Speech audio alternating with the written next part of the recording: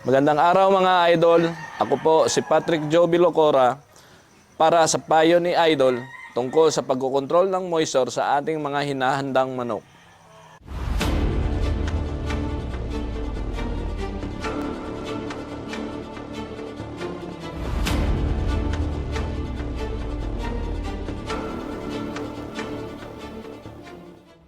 Yung moisture is very important sa lahat yan. Importante talaga yan sa manok natin. Kasi kung kulang naman sa moisture, nasisira yung manok. May tendency na mag-dry up siya. May tendency na makikita mo yung balahibo nila, nag-fly away na. Tapos minsan namumutla.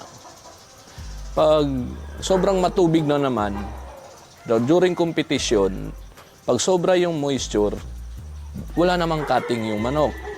So, hindi naman sa pwede natin na malayo pa, tanggalan na natin ng moisture. Hindi naman pwede ganon.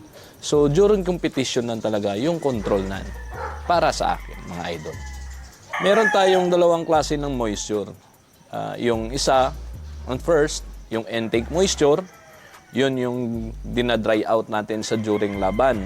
Yan yung ginagawa natin na ginagawa namin na linalabas namin during fight. Ang second moisture is outer moisture, yung tawag ko doon, na pinapahamugan natin yung manok para ma-refresh po sila, pero maikli lang yung process noon, unlike doon sa intake moisture. Yung intake moisture, medyo mahaba-haba yung proseso bago natin siya tanggalin. Importante po yun lahat, kasi hindi naman po pwede na malayo pa tanggalin mo na yung moisture. May tendency yung manok, mawawala yung cutting. Hindi naman pwede, kailangan, kung ikaw yung handler, during laban, pag nakita mo na medyo sluggish, medyo basa yung tae, yan po yung tinatawag natin na sobra yung moisture. Pag ganun yung manok, yun yung ipot ng manok, yan, may tendency na kailangan mo na talaga i-dry out yun siya during competition. Ako mga idol, nagko-control lang ako ng moisture 3 days. 3 days lang ako nagko-control. Tapos meron naman yung kanya-kanyang style. Marami tayong mga handler na iba-iba yung diskarte pagdating sa moisture. So yung ginagawa ko, 3 days before, doon na ako naglilimit ng moisture.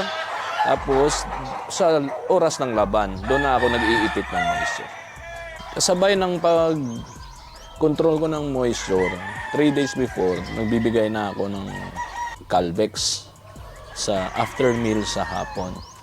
Kasi yun yung ginagamit ko dahil wala akong nakikita na sinisira niya yung kinokontrol mo na moisture. Kasi merong ibang gamot sa experience ko na tumutuyo yung katawan. Kaya doon na lang ako sa hindi niya sinisira, at least ako yung nagko-control ng sitwasyon during competition. Calvex is kompleto na po yun, vitamin E, D, E.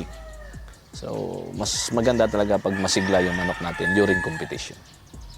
Yung mga sign ng kulang ng moisture yung manok, yung nagpa-fly away, tapos yung nag-hold ng moisture. Kasi sa experience ko, pag kulang na yung moisture sa katawan, yung nasa loob ng katawan ng moisture, ipipigil nila. Hindi na nila ilalabas yon. I-hold na yun nila. Yun yung tinatawag natin na nag-hold na yung manok.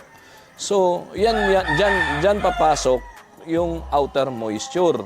Pwede ka mag-spray, pwede ka magpahamog sa labas para ilabas niya yung nasa loob. Magtatai yun siya kaagad ng basa. So, yun yung mga experiences ko na naranasan ko about doon pag-ipit ng moisture at saka kulang sa moisture. Pag mataas yung moisture, yung manok natin, una, yung bake nila nakanganga, hingal sila ng hingal, buka yung pakpak, tapos yung palo niya sluggish. So, yun yung tendency at saka matagal sang gisingin sa oras ng competition. Yung experience ko dun sa aircon, para sa akin, isa sang sistema na nagbibigay ng moisture sa manok. So, yung cycle sa manok, pag naka-aircon ka, yung manok tatain ng basa ng tatain ng basa. Yan yung tinatawag natin na umiihi sila. Yan yung moisture na intake na sa loob ng katawan nila. Pag malamig yung environment, ilalabas nila ng ilalabas. Kasi hindi sila makakaranas ng init. So parang linuloko lang namin yung ginagawa, malamig yung environment, pero wala kang binibigay na intake moisture doon sa manok. So yung tendency niya, iihi niya ng ihi. So para sa akin, kaya sinasabi nila na yung manok nagda-dry out daw sa pagmalakas yung aircon. Pero para sa akin, nagda-dry out siya dahil umiihi siya na ilalabas niya lahat kung anong meron sa loob, ilabas niya na ng ilalabas.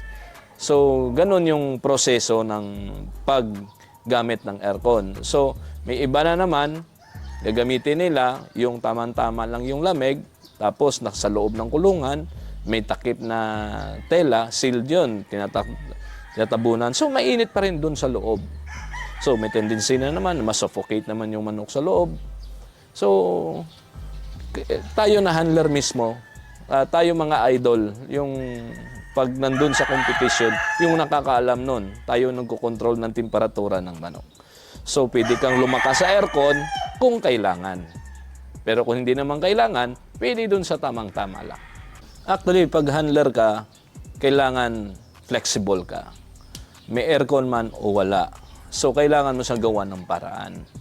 So, ako, pag may aircon, pag sa sitwasyon na basa yung manok ko, so every 2 hours dinadrop ko yung manok sa aircon. So ganun yung style ko para i-drain out ko siya, ilabas niya ng ilabas kung ano yung meron sa loob. So lakasan ko talaga yung aircon na yun.